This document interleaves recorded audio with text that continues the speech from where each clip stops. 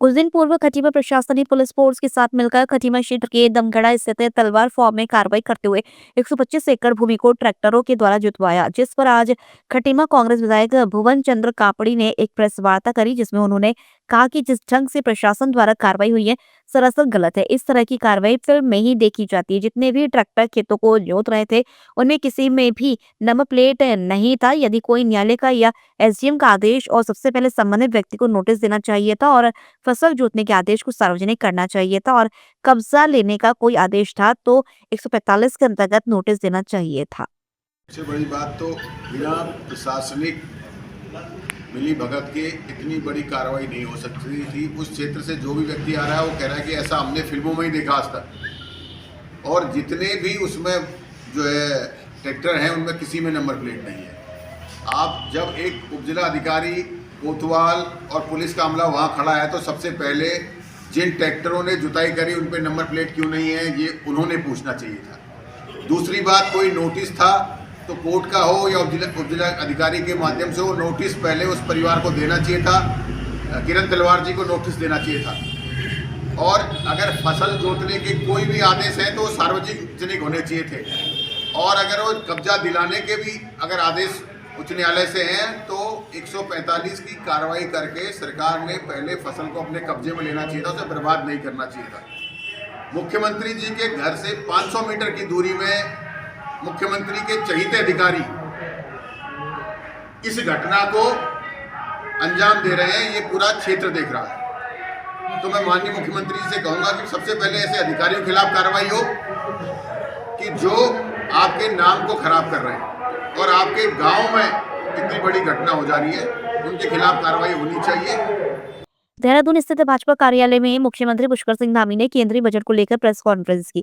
इस दौरान उन्होंने कहा कि केंद्र सरकार ने हर वर्ग को ध्यान में रखते हुए संतुलित और जनहितकारी बजट तैयार किया है। मुख्यमंत्री ने बताया कि इस बार के बजट में आम जनता के स्वास्थ्य को लेकर विशेष ध्यान दिया गया है। स्वास्थ्य सेवाओं को मजबूत करने के लिए कई अहम प्रावधान किए गए हैं, जिससे देश के हर नागरिक को बेहतर सुविधाएं मिल सकेंगी। उन्होंने कहा कि यह बजट देश की अर्थव्यवस्था को मजबूत करने वाला बजट है। नौवीं बार लगातार देश का आम बजट प्रस्तुत किया। मैं सबसे पहले तो उनको बहुत बधाई देता हूँ, शुभकामनाएं देता हूँ और आदरणीय प्रधानमंत्री श्री नरेंद्र मोदी जी के नेतृत्व में जो कल वित्त मंत्री जी के द्वारा बजट प्रस्तुत किया गया है, वो बजट प्रधानमंत्री जी के दूरदर्शी नेतृत्व और 2026-27 का ये बजट भारत की आत्मनिर्भरता, आत्मविश्वास और विकसित भारत के संकल्प को पूरा करने वाला बजट है। और मैं कहूं कि ये सभी की आकांक्षाओं के, भारतवर्ष के सभी नागरिकों की आकांक्षाओं की पूर्ति का बजट है। सबके उत्थान का, उनके उन्नयन का, आगे बढ़ाने का और हर वर्ग को किसी न किसी रूप में आगे लाने का और विकसित भारत बनाने का संकल्प पूरा करने का बजट है। हरिद्वार के रुड़की स्थित भगवानपुर क्षेत्र के अंतर्गत बिनारसी में हुई घटना में 2 लोगों की गोली लगने से मौत हो गई, जबकि 2 लोग घायल हैं। रविदास जयंती के मौके पर भगवानपुर में निकाली जा रही शोभा यात्रा के दौरान आपसी रंजिश में 2 गुटों के बीच झगड़ा इतना बढ़ गया और देखते ही देखते फायरिंग हो गई, जिसमें 2 व्यक्ति को गोली लगने से उनकी मौत हो गई, जबकि अन्य लोगों का इलाज रुड़की अस्पताल में इलाज किया जा रहा है।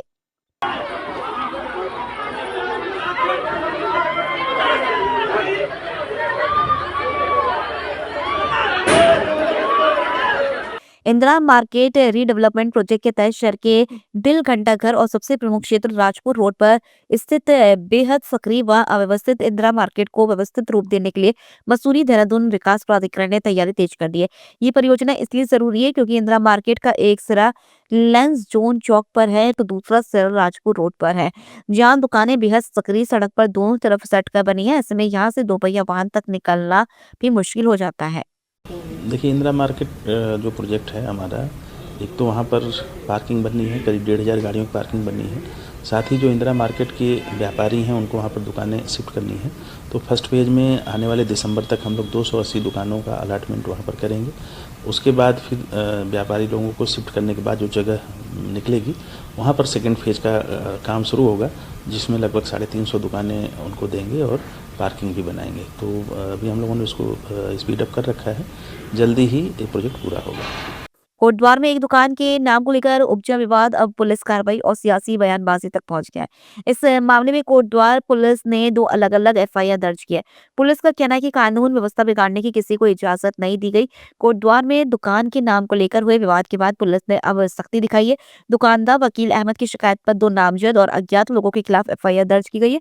आरोपी की कुछ युवकों ने दुकान का नाम बदलने की धमकी दी। वहीं सांप्रदायिक सौहार्द बिगाड़ने और हंगामा करने के आरोप में भी 30-40 अज्ञात लोगों के खिलाफ मुकदमा दर्ज किया गया है। सोशल मीडिया पर कुछ लोग भ्रामक तथ्य प्रचारित प्रसारित कर रहे हैं, तो सभी से मेरा निवेदन है कि इस तरह से किसी भी तरह के बहकाव में ना आए और शांति व्यवस्था बनाए रखें और किसी को भी मतलब इस तरह से गलत तथ्यों को प्रचारित प्रसारित करने का कोई अधिकार नहीं है। और अब हम लोग सोशल मीडिया पर भी मॉनिटरिंग कर रहे हैं। ऐसे जो भी लोग गलत तथ्यों को करेंगे और जिससे यहाँ पर जो माहौल ख़राब होने की कोई आशंका होगी तो उनके खिलाफ भी हम कार्रवाई करेंगे, जो सोशल मीडिया पर इस तरह से। देवभूमि उत्तराखंड की गिनती यूं तो शांत प्रदेशों में किया जाता है, क्योंकि देवभूमि उत्तराखंड के कण-कण में देवी देवताओं का वास है। लेकिन पिछले कुछ समय से ऐसे मामले सामने आ रहे हैं जिसकी वजह से प्रदेश में एक ऐसा माहौल बन गया है जिसके तहत तमाम हिंदू संगठनों की ओर से नाम बदलकर व्यवसाय कर रहे लोगों और अन्य राज्यों से व्यापार करने प्रदेश में आए विशेष समुदाय के लोगों के साथ मारपीट की जा रही है। प्रदेश में बने माहौल पर मुस्लिम सेवा संगठन के पदाधिकारी नईम कुरैशी ने कहा कि प्रदेश के तमाम मुद्दों को छुपाने के लिए सरकार हिंदू मुस्लिम का मुद्दा ले आती है, जिसमें मस्जिद, मजार और मदरसा आता है। साथ ही कहा कि जिस तरह से अब विशेष समुदाय के ऊपर ताबड़तोड़ जुल्म किया जा रहा है। देखिए, उत्तराखंड के जो मुद्दे हैं, पलायन, शिक्षा, रोजगार और यहाँ के जल, जंगल, जमीन जिसका प्रिजर्वेशन नहीं हो रहा है, इन सारे मुद्दों को छुपाने के लिए सरकार एक मुद्दा ले आती है, हिंदू और मुसलमान। मुद्दा आता है मस्जिद, मजार, मदरसा। इसके अलावा शायद धामी सरकार के पास कोई मुद्दा नहीं है।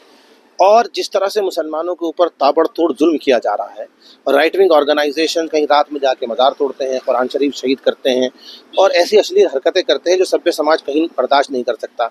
कभी मुसलमान होने के ऊपर डोईवाला में पीटा जा रहा है, कभी विकास नगर में पीटा जा रहा है, और उसके बाद कार्रवाई न होना ये दर्शा रहा है कि सरकार ये चाहती है कि कहीं ना कहीं हमें मुसलमानों को दबा के रखना है। कहीं ऐसा तो नहीं है जो काम हेमंता आसाम के मुख्यमंत्री कह के कर रहे हैं, कहीं ऐसा तो नहीं उत्तराखंड की सरकार अपने एक्शन से इस काम को कर रही है। वहीं हिंदू रक्षा दल के अध्यक्ष ललित शर्मा ने कहा कि जब जब धर्म पर बात आई है, उस दौरान हिंदू रक्षा दल ने बागडोर की कमान अपने हाथों में संभाली है, क्योंकि कानून से धर्म नहीं बच रहा है। देखिए, जब जब धर्म पर बात आई है तो हिंदू रक्षा दल ने अपने हाथ में बागडोर संभाली है, क्योंकि कानून से तो धर्म बच नहीं रहा। अब हमें कानून से बाहर आके, जैसे कि आपको पता होगा, जिस कानून का फायदा, जिस संविधान का फायदा ये मुसलमान लोग उठा के हमारे धर्म को नष्ट करने का प्रयास करते हैं, अब हमने भी वही सीख लिया। जो कानून में कमियां हैं उनका फायदा उठा के उनका दिमाग ठीक करने का काम हिंदू रक्षा दल करेगा। और न्यायपालिका का हम सम्मान करते हैं। जो हमारे ऊपर विधिवत मुकदमे लगेंगे उनको विधिवत कोर्ट में हम जाके उनसे लड़ेंगे।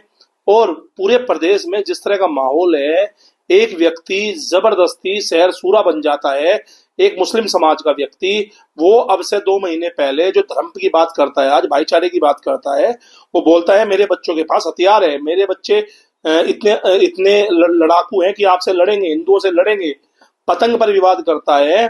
और शहर का माहौल क्यों नहीं खराब होगा? दूसरी बात, क्यों हम छोड़े?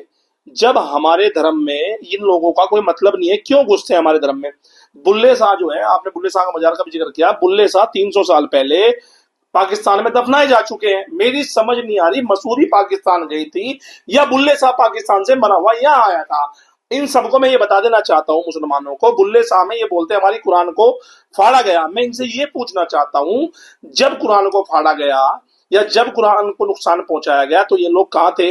जब कुरान को नुकसान पहुंचाया गया, वैसे तो मुसलमान मजार को मानते नहीं। जब मुसलमान मजार को मानते नहीं, जब मुसलमान मजार को पूछते नहीं, तो वहां कुरान कर क्या रही थी? ये 2 पर्सन सामने आते हैं और जितने मुसलमान इसके विरोध में है उतने मुसलमान हमारे पक्ष में है कि आपने मजार को तोड़ के ठीक किया। अवैध अतिक्रमण करते हुए ये अवैध लैंड जिहाद करते हैं, उन जिहादों पे फिर लव जिहाद कराते हैं। देखिए बुल्ले शाह जो मजार है वो लव जिहाद का अड्डा बन चुकी थी। ऐसी जगह पे मजार है जहां पे कोई आ जा नहीं सकता, वहां हमारे धर्म की बेटियों को ले जाकर उन्हें बरगलाया जा रहा था, उन्हें लव जिहाद में फंसाया जा रहा था, उन्हें इस्लामिक शिक्षा दी जा रही थी। तो हिंदू रक्षा दल ने स्वयं निर्णय लिया कि हम एक बड़ा काम करके दिखाएंगे और हिंदू रक्षा टीम ने किया।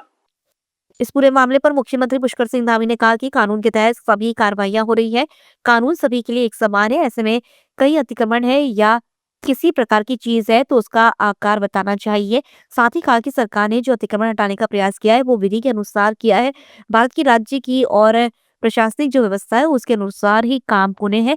प्रदेश में बिना विधि और कानून के कोई भी अतिक्रमण हटाने का काम नहीं हुआ है। देखिए, कानून के तहत सभी कार्रवाइयाँ हो रही हैं और कानून सबके लिए एक समान है। सभी को आकर अगर कहीं पर कोई अतिक्रमण है, कोई किसी प्रकार की चीज़ है तो सबको बताएं, कानून को अपनी जानकारी दें, प्रशासन के लोगों को जानकारी दें। और हमने जो भी अतिक्रमण हटाने का जो अभियान किया है वो विधि के अनुसार किया है। भारत की जो व्यवस्था है, राज्य की जो व्यवस्था है, जो प्रशासनिक मशीनरी है उसके अनुसार ही काम होते हैं। और कहीं पर भी जो है बिना विधि के और बिना किसी कानून के कोई काम अभी तक जो भी हटाने का हुआ है अतिक्रमण को नहीं किया गया है।